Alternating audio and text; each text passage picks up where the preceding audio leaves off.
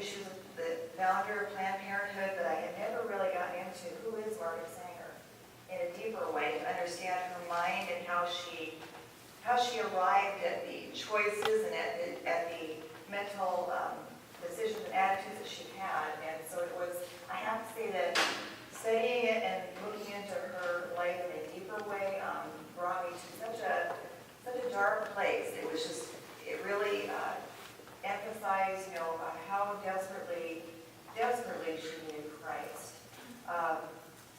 Planned Parenthood, of course, we all know is the #1 abortion provider in the United States.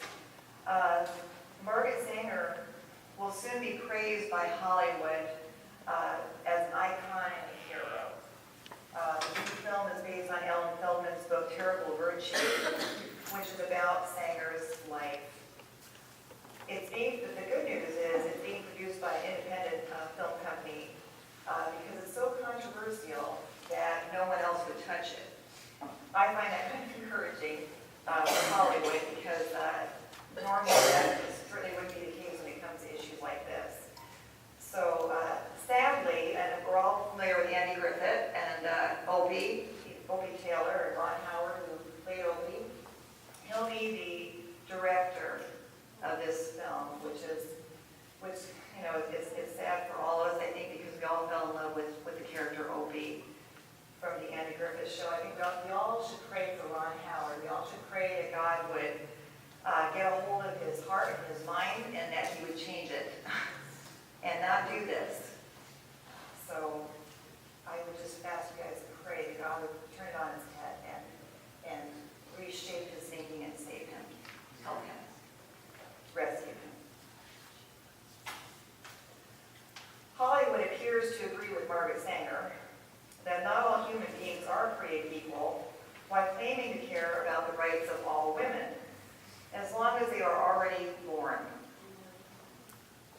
Whenever Hollywood praises anything, it should give a Christian cause, as most who are a part of that community are not professing Christians.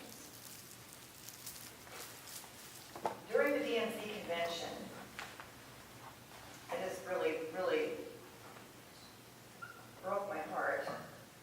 A woman shouted her abortion, which is a newer term, that the pro-choice people would like women to shout their abortion. Be proud of it, be bold about it, proclaim it, support it, love it, and make it part of who you are and not hide the fact. And I don't know how many of you saw the DNC convention. I did brave it for some certain times. I tuned in and watched it. But to see a woman come out and to announce the abortion of her first child, she went on to say she had 2 more, but to see her standing up there shouting her abortion, and then the whole crowd just roared and cheered to death at her choice to end the life of her own firstborn child. It was one of the most craziest things I've ever seen, I think, in my life on the planet, to be sitting there. I felt like, back in the days of Rome when they were throwing Christians to the lions, and people were cheering, and they're ripping them apart. Well, what are they doing to our babies? They're ripping them apart. And now they're cheering. So the evil just continues onward. Very, very disturbing. Margaret Sanger and Hillary Clinton share the diabolical view that unwanted babies should be denied life. Mrs. Clinton proudly accepted Planned Parenthood's self-described highest honor, its coveted Sanger Award, expressing that she was in awe of the racial eugenist. To understand how our nation developed a culture of death, it is important to understand the darkness embedded in our own history that laid the groundwork for over 50 million American children to die by way of abortion. Who was Margaret Sanger? This one woman left a black mark on America that helped put in motion one of the greatest evils, if not the greatest evils, of our time, the deaths of millions of children who died in their own mother's wombs. Margaret Sanger was born September 14th, 1879 in Corning, New York, into a Roman Catholic family. She was the sixth of 11 children. Margaret was troubled to see her mom overwhelmed with the care of so many children. At the age of 50, after 18 pregnancies, 11 live births, and 7 miscarriages, Sanger's mother died from tuberculosis. Sanger was 19 at the time and was traumatized by her mom's death from that disease. She believed that giving birth to so many children contributed to the disease. Sanger had a very dysfunctional family, and she lived in poverty. Her father abused alcohol. He didn't work very much. He was a stone graver. And he may have abused Margaret, judging from Margaret Sanger's remembrance of waking up one night with her dad next to her, very closely next to her. He was a free thinker whose views deeply impacted Margaret's life. Her mother's untimely death motivated Margaret to become a nurse. During her nursing career in New York, she interacted with patients who had abortions that harmed them. Many were poor immigrants. She witnessed the hardships some women endured as a result of having multiple pregnancies. Margaret Sanger grew to believe it would benefit women to limit family size to help women be able to rise above poverty. She believed that every child should be wanted and believed in a woman's right to control her own fertility. She also began dreaming of a magic pill to be used to control pregnancy. She said no woman can call herself free until she can choose consciously whether she will or will not be a mother. She became determined to see contraception legalized. And she labored to convince people that her idea of birth control was a more humane choice that would address their desperate circumstances. Margaret Sanger believed a woman's choice mattered more than the life she carried. Unable at the time to convince the government, Margaret Sanger was arrested in 1916 for opening up America's first birth control clinic. She gave speeches for 2 decades, including some at eugenics conferences that focused on contraception and medical interventions to pregnancy. So already her mind was going there, the abortion. While Sanger was not promoting abortion at the time, she supported other dehumanizing practices, including sterilization of the mentally ill. Margaret Sanger worked alongside labor organizers, anarchists, socialists, and other progressives. She supported the U.S. government when it began coerced and forced sterilization that was later condemned. Sanger believed in humanist progressivism, which stresses the dignity and value of the individual outside of the womb, while rejecting the need to submit to the authority of some divine being or creator. She did not concern herself with the fact that God, our Creator, tells us in Proverbs 6 that he hates hands that shed innocent blood. Margaret Sanger sadly taught that the most merciful thing that a large family does to one of its infant members is to kill it. This outright rejection of what God thinks of abortion is the heart and soul of the problem. To reject the value God places on life in Psalm 139 is to condone murder.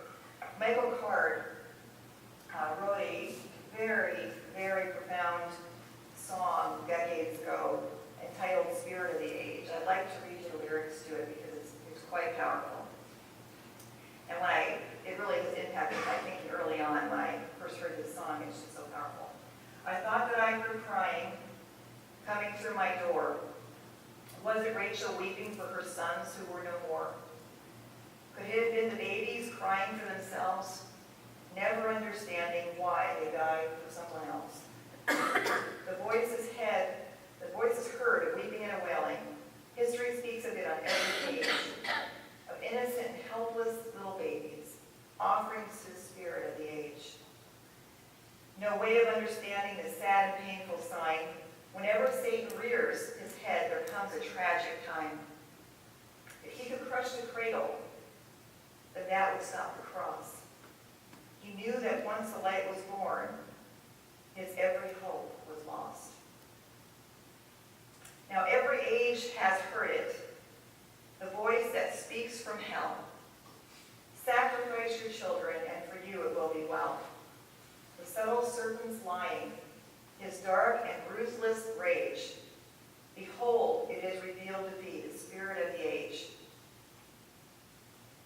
Soon all the ones who seem to die for nothing will stand beside the Ancient of Days. With joy will see the infant from the manger come and crush the spirit of the age.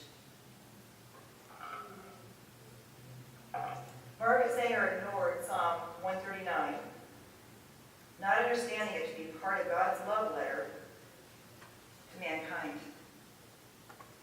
Abortion, as sad as it is a sacrifice to the spirit of the age. Satan. Psalm 139 says, "For you created my inmost being. You knit me together in my mother's womb. I praise you because I am fearfully and wonderfully made. Your works are wonderful. I know them full well. My frame was not hidden from you when I was made in the secret place, when I was woven together in the depths of the earth. Your eyes saw my unformed body. All the days ordained for me were written in your book before one of them came to be." Margaret Sanger's perspective was distorted by sin and the selfishness and evil thinking sin produces in all of us. Rejecting the light of Christ, she preferred the darkness and sought to justify evil, demanding women essentially be allowed to be the god of their own lives and their own bodies. Margaret Sanger believed in consequentialism, that outcomes of personal and societal choices override everything else, with the focus being on desired results, not the moral status of an act or that of the one performing it. Margaret Sanger saw birth control as beneficial in society because it set the stage for infanticide. It set the stage for abortion to be invisible. Her worldview was also shaped by the close associations she formed with some of the most influential Darwinists of the 20th century. So she was basically surrounding herself with very, very bad influences, and that really is evident by her choices and her path. Sanger believed in sexual liberation. One of Sanger's extramarital affairs was with H.G. Wells, who helped to complete her direct ideological connection with Darwin. Sanger embraced social evolution as a driving force in the world and followed its ideology to its logical conclusions. Upon meeting H.G. Wells, she published her first issue of the Women Rebel, a magazine for radical feminists who advocated the right to practice birth control. 3 issues were banned for promoting the use of contraception, and in August 1914, Sanger was indicted on 9 charges of violating the Comstock law. We actually had laws in the United States early on that protected us from pornography and all sorts of things like that. This shows you how far, how low our country has gone in its immoral pursuit. Margaret Sanger had absolutely no respect for the law. She had contempt for the law. To avoid prosecution, she fled the country to England under the assumed name Bertha Watson. Once, she was like a Bonnie, like Bonnie and Clyde almost of morality. Once the ship entered international waters, Margaret ordered 100,000 copies of Family Limitation to be distributed. In that 16-page pamphlet, Sanger wrote about sex education, abortion, birth control, which included different types of contraceptive methods and instructions for their use. Margaret Sanger's efforts have led to birth control methods, unrestricted abortion, and a devaluing of human life. Despite insistence to the contrary, Margaret Sanger was a known racist. Now the far left would like us to believe that we're just misquoting her and we don't know quite what we're talking about. But there's plenty of documentation to prove that that is in fact the case. And we are accused actually of what they are doing. They are twisting and revising the past to accommodate the present. And they are accusing us of doing what they are doing, the revisionism. Oftentimes you'll see that with people, they'll accuse you of the very thing they're doing. It's wrong. According to Margaret Sanger's book, Women, Morality, and Birth Control,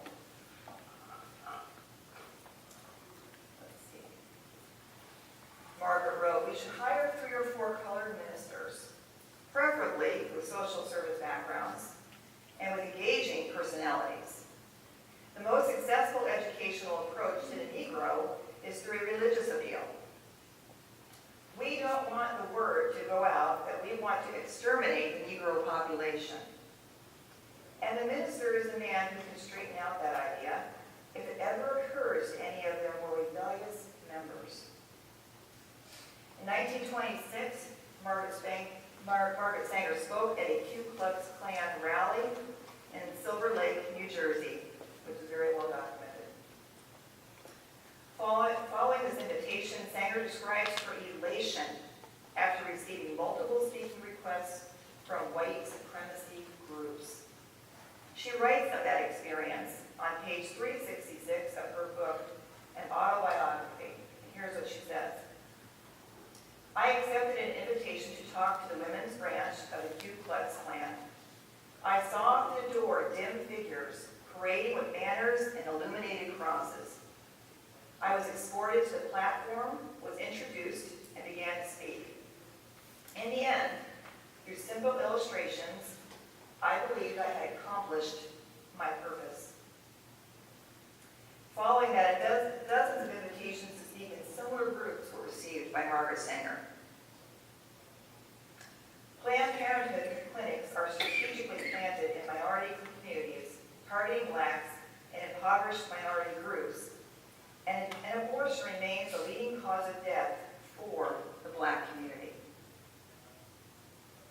Liberal supporters, including much of Hollywood, believe Sanger's contributions improved women's health and reproductive rights.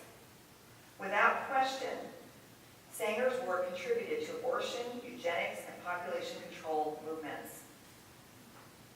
Margaret Sanger continued to vocally advocate for birth control and contraception and was active in the eugenics movement throughout the rest of her life. She died on September 6, 1966, in Tucson, Arizona, in a nursing home. Margaret Sanger now knows the truth. The God she opposed in this life, the creator of life, is who she stood before when she left this earth. We too will stand before him. Will we be able to tell him we sought to defend unwanted children threatened by the evil of abortion? Margaret Sanger's views were once considered radical, but have now become mainstream and have gone global. Woe to those who call evil good and good evil. Isaiah 5:29.